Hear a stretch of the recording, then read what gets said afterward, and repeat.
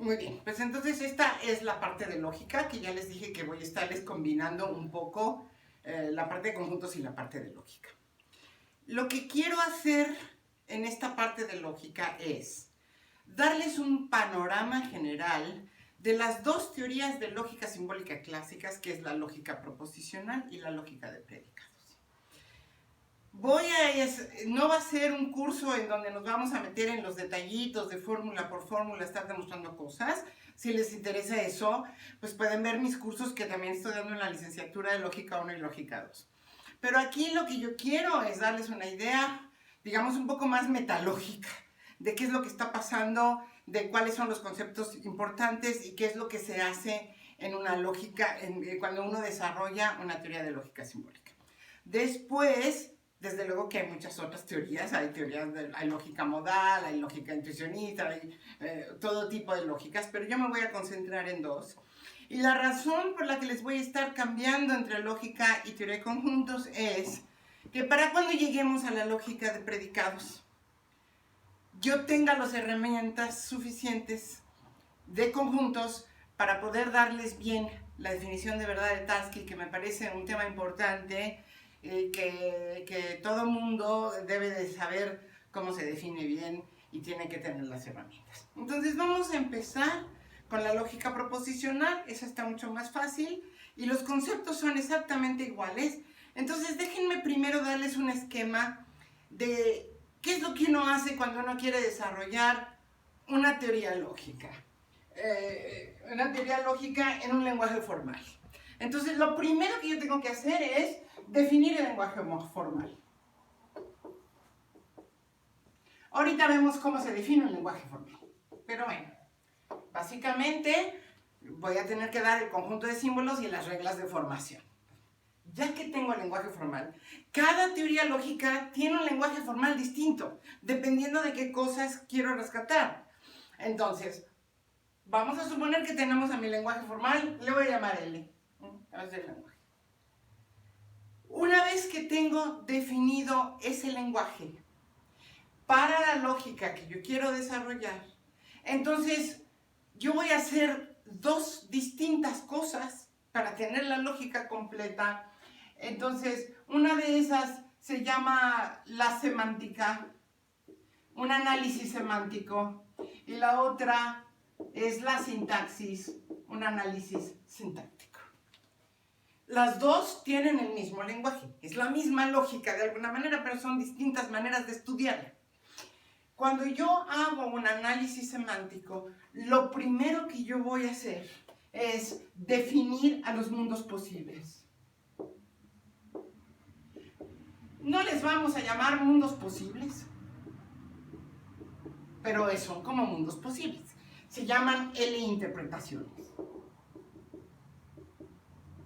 Porque L es un lenguaje formal, y al ser un lenguaje formal es un lenguaje sin significado. Entonces lo que yo estoy haciendo al definir a las L-interpretaciones, si estoy hablando en plural, en plural. A lo que estoy haciendo al definir las L-interpretaciones es darles posibles significados al lenguaje. Ahora, una vez que ya tengo a los mundos posibles, es mejor pensarlo como mundos posibles. Una vez que ya tengo, dice, estos son, no vamos a tener una noción vaga de lo que es un mundo posible. Voy a definir, los mundos posibles para este lenguaje son estos. Una vez que ya los tengo, voy a definir la verdad. ¿Qué quiere decir que una cierta fórmula de L sea verdadera en este mundo o en este otro o en este otro? Entonces, definición de verdad. Estas son las dos cosas esenciales que yo necesito para hacer un análisis semántico de esta teoría lógica. Tengo a mi lenguaje bien definido, tengo a mis mundos posibles bien definidos y tengo a mi verdad bien definida. En el momento en que yo tengo eso, yo ya puedo empezar a analizar a las fórmulas del lenguaje. ¿En qué mundos son verdaderas? ¿En qué mundos son falsos? ¿Será que la verdad de esta implica la verdad de esta otra? ¿Será que esta es verdadera en todos los mundos posibles? ¿Será que esta no es verdadera en ningún mundo posible? Etcétera, etcétera, etcétera. Ese es el estudio de las nociones semánticas. Las nociones semánticas son las mismas en todas las lógicas. Son básicamente consecuencia lógica, satisfacibilidad, verdad lógica, contingencia, equivalencia lógica, etcétera, etcétera. Eso es lo que analizamos. Y una vez que yo tengo esto, pues van a quedar, digamos, como... Hay muchas cosas, pero una de las cosas que me reflejan a la lógica son las verdades lógicas de esta lógica. Van a ser las fórmulas que son verdaderas en todos los posibles mundos. Ese es el análisis semántico. Voy a hacer muchas cosas aquí: consecuencia lógica, equivalencia lógica, etcétera, etcétera. Satisfacibilidad, que es una palabra fea que casi nadie usa, pero yo sí la uso y ahorita les voy a decir. Esa es una parte. Si yo hago la semántica de una teoría, eso es lo que yo voy a hacer. Ahora, también puedo hacer un análisis sintáctico. El análisis, que es curiosamente como empezó, mucho más que esta parte, empezó esta parte cuando empezaron a hacer sistemas axiomáticos sin significado para los sistemas matemáticos. Pero eso no importa. Entonces, cuando yo estoy haciendo la sintaxis, no voy a hablar de mundos posibles ni de verdad.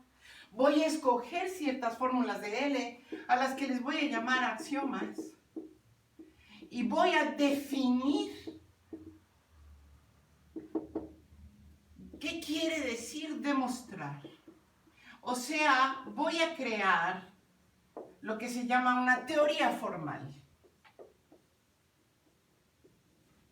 Voy a crear una teoría formal, voy a definir una teoría formal que puede ser totalmente deductiva, como la teoría digamos, en el estilo griego, ¿no? O puede ser de deducción natural. Hay distintos tipos de teorías formales. Pero teniendo mi lenguaje, yo puedo dar. La mayoría de las teorías formales, o las originales, es tener axiomas y definir qué es demostrar. Una vez que yo defino qué es demostrar, no, como esto no tiene, fíjense que no vamos a tener a la intuición como una herramienta de la demostrabilidad. Estas deben de ser definiciones objetivas y rigurosas. Y entonces aquí yo voy a ponerme a demostrar en esta teoría y voy a obtener a una serie de teoremas lógicos y fórmulas demostrables a partir de ciertas hipótesis, etcétera, etcétera. Esta es la parte sintáctica. Una vez que tengo estas dos, puedo compararlas. Estoy como desde afuera comparando y voy a tener lo que se llaman metateoremas lógicos. Y eso es lo que a mí me importa investigar. Bueno, me importa todo. Yo les voy a dar una visión general. Aquí nosotros vamos a tener dos metateoremas muy importantes para la lógica clásica, tanto proposicional como de predicados, que es el metateorema de corrección y el metateorema de completez. No los voy a demostrar.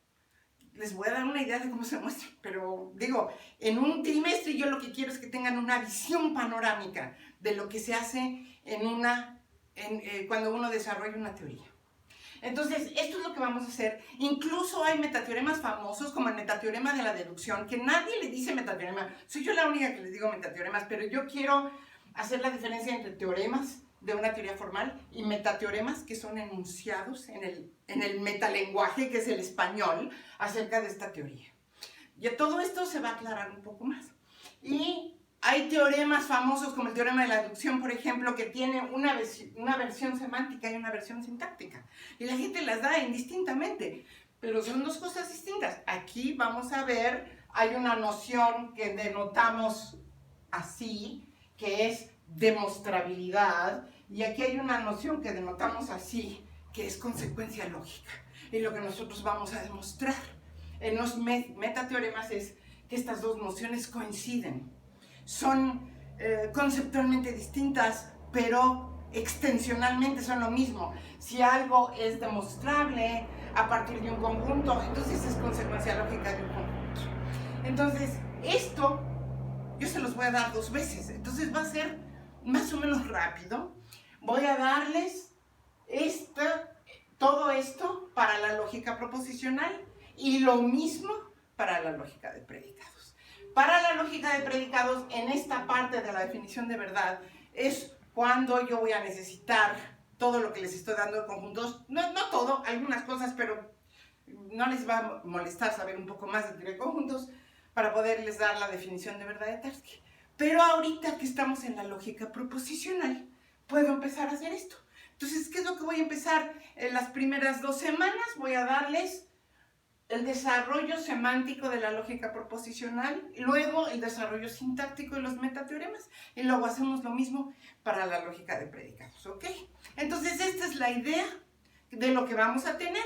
Vamos entonces a empezar a desarrollar la lógica proposicional. A ver cómo ando, me quedan 5 minutos, ¿verdad? Bueno, entonces vamos a empezar. Vamos a empezar. Este esquemita que les acabo de dar es para que lo tengan en la mente. Y entonces aquí viene el desarrollo semántico de la lógica proposicional. Lógica proposicional. Esta lógica es una lógica muy fácil, de hecho, Enderton, si ustedes ven el libro de Enderton de lógica, le llama la lógica de juguete y de hecho ni siquiera la quiere estudiar. Pero a mí me gusta porque en efecto es bastante más fácil que la lógica de predicados, pero todos los conceptos aquí están. Entonces vamos a dar. Entonces recuerden que es lo primero que yo necesito para hacer una lógica proposicional. Definir al lenguaje proposicional. Entonces vamos a empezar con definición del lenguaje proposicional.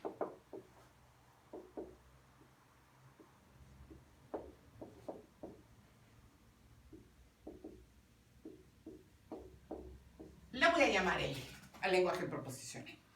¿Qué es lo que tenemos que hacer cuando nosotros definimos cualquier lenguaje formal? Necesito hacer 2 cosas. Primero, dar la lista de símbolos y luego dar cómo los puedo combinar. Porque en un lenguaje proposicional, una vez que doy la lista de símbolos, ya no se vale salirse. Ya esos son mis símbolos. Entonces empezamos. Símbolos de L. Recuerden que los lenguajes no tienen significado, nomás doy los símbolos. Primero, un conjunto infinito. Aquí voy a poner esta palabra para mí, numerable. No importa, luego les digo. De letras proposicionales.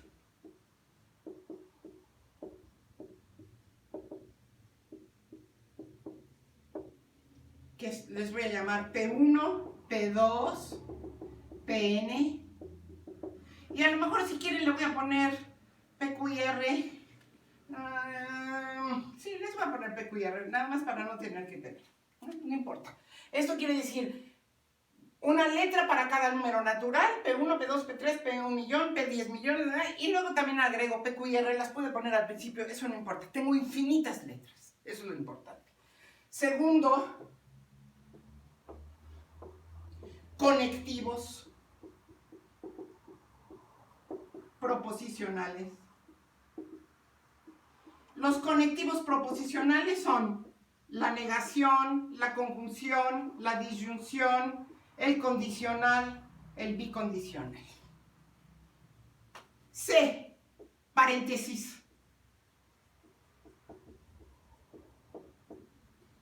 Paréntesis izquierdo, paréntesis derecho. Estos son mis símbolos. Déjenme agregar una cláusula más. No hay más símbolos. Esta cláusula es un poco extra, pero la ponemos de todos modos. No hay más símbolos. Estos son mis símbolos. Quiere decir que si yo quiero usar cualquier cosa, quiero escribir en este lenguaje, voy a tener que usar o paréntesis, o conectivos, o letras proposicionales, y nada más. Lo que voy a hacer en el siguiente video es darles las reglas gramaticales de este lenguaje. Por lo pronto, ahorita hasta aquí.